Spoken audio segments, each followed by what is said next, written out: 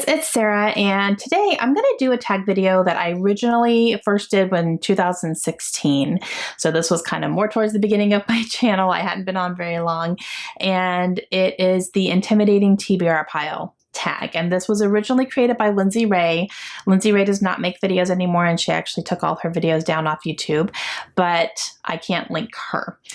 But I went through and I watched my old video and wrote down the questions, and I actually wrote down what I had said before, and the results are a little interesting, and then I'm going to answer them now. So it's almost like an updated one because I have some new books to talk about, and I will actually show you what I said originally as well.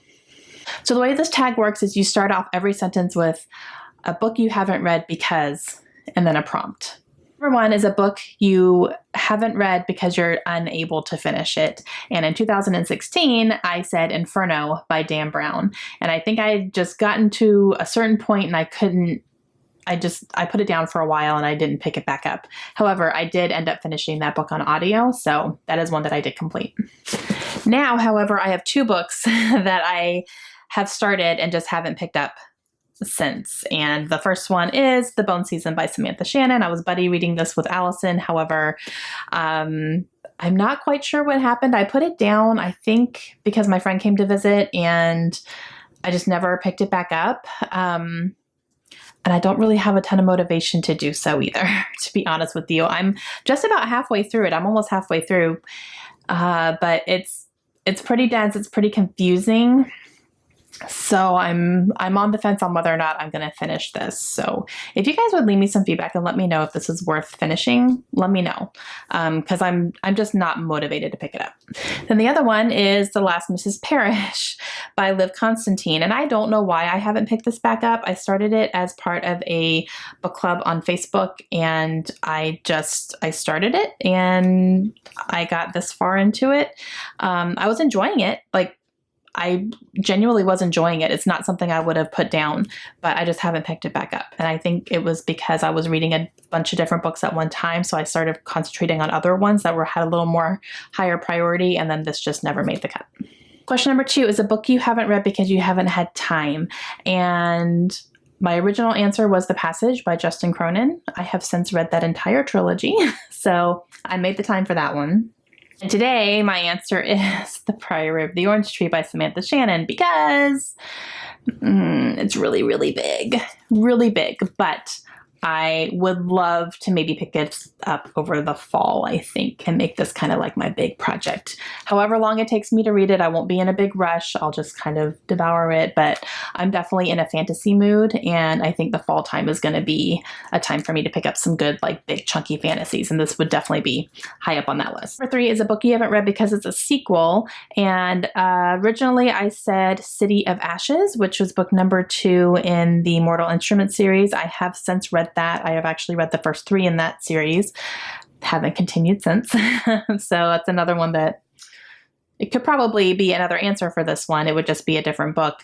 But for today, I'm going to say Finale by Stephanie Garber. And I don't physically own this book, and I haven't decided if I'm going to buy it yet because I'm not hearing the best things about it. This is the 3rd and final book in the Caraval series. I loved Caraval so much. I loved that first book. The second book, Legendary, was a little bit lower for me. It was a 4-star. I didn't love it quite as much. I still enjoyed it a lot, but it wasn't as good as the first one for me. And then I'm hearing the 3rd one is going to be another step down. So I'm not super motivated to pick it up. I haven't purchased it. I don't really think I'm going to. I may just grab it from the library when I can. But that's probably the sequel that I'm like, oh, I don't know. Question number 4 is a book you haven't read because it's a new release. And back then I said Truth Witch. That had been the newest released book that I hadn't read yet. And I still haven't read that book. So for today, I'm going to actually say If You Want to Make God Laugh by Bianca Murray. This one just came out actually last month in July, so it's not the newest release that I own, but it is one that I am very, very excited to read because I loved her first book, and I'm hearing like this is very comparable to that one as well. So I'm pretty positive I'm going to absolutely love this, and I just haven't picked it up yet. Number 5 is a book you haven't read yet because you read a book by this author, but you didn't love it, so you're hesitating. And originally I had said Afterworlds by Scott Westerfeld because I read the first book in the Ugly series, which was fine. I enjoyed it, but it wasn't something I ever continued with. And I actually ended up unhauling Afterworlds. I never read that one. I don't think Scott Westerfeld is an author that I would really gravitate towards anymore. And for today, I'm going to say The Woman in Cabin 10 by Ruth Ware. Now, I have read The Lying Game by Ruth Ware, and it was fine. I gave it 3 stars. It wasn't my favorite. I had a lot of issues with it. It was good enough that I kept going and I wanted to see what was going to happen, but I just took a lot of issues with the characters and the things that they were doing and saying I didn't love. And I'm just not sure how I'm going to feel about Ruth Ware overall as an author, but I do still want to give at least this one a shot, and it is on my TBR on my shelf, but I'm hesitating a little bit. Question number 6 is a book you haven't read because you're just not in the mood for it. And originally I had said How to Make Love Like a Porn Star by Jenna Jameson, which I still haven't read, but it's still on my shelves because I'm still genuinely interested in her story and her journey and all that stuff, but I haven't read it still. Today I'm going to say the Shadow Falls series by CC Hunter, and the first one is called Born at Midnight. This is a paranormal young adult series, and the reason I would say I'm not in the mood for it is I have to be in the mood for any type of paranormal book, and I do enjoy them when I pick them up. I'm very picky about what I choose to pick up because I want something that's going to keep me entertained. I think this one will, but I'm just not quite in the mood for any paranormal right now. Question number 7 is a book you haven't read yet because it's humongous. And originally I said Once an Eagle by Anton Murrer, which I still have, and I still have not read it because it's humongous. This time I'm going to say Les Miserables by Victor Hugo because it is also humongous, and this is definitely one that's going to be a chore for me as well. Not necessarily a chore, but like a project. Like, when I pick it up, I know it's going to take me quite a while to get through it, and I need to kind of take my time and savor it and, all that, because it's not something that's going to be a fast, easy read that I can just kind of speed my way through. It's going to be something I'm going to need to take my time. Question number 8 is a book you haven't read yet because you bought it for the cover, but it's gotten bad reviews since you bought it. And this one might be a tiny bit cheating, but one thing that's keeping me from reading this book is the review. So I'm going to go ahead and say Zenith by Sasha Alsberg and Lindsay Cummings. This is a sci-fi book, and Sasha Alsberg is a booktuber, and this does not get very good reviews. It's actually one of my lowest rated books on my TBR according to Goodreads. It's in the 2s, which is pretty low. I am still interested in reading it, though. I want to see what it's about. I want to see what the writing is like. I've been a follower of Sasha for a long time. I still watch her videos.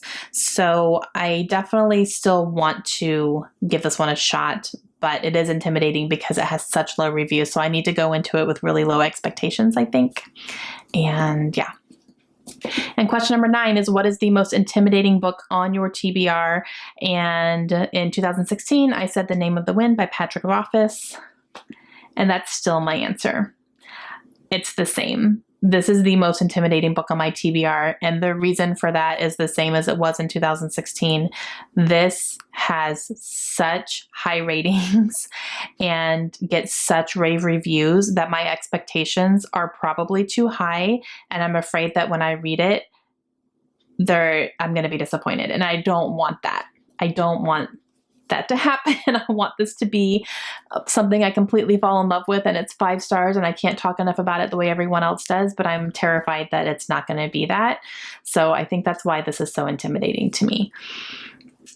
Not that it's going to keep me from reading it. I do want to read it at some point, but I still have not read it, and that's kind of ridiculous.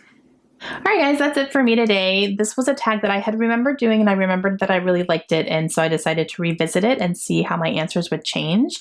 I like the fact that I have read some of these books that I talked about being intimidating back in 2016, and I was actually able to read some of them. Not all of them, but that's okay. The ones that I haven't read, actually, there's only one that I actually got rid of. Everything else I still have and I would like to read. So let me know down below what some of your answers would be. What are some of the most intimidating books on your TBR pile and why? let me know that.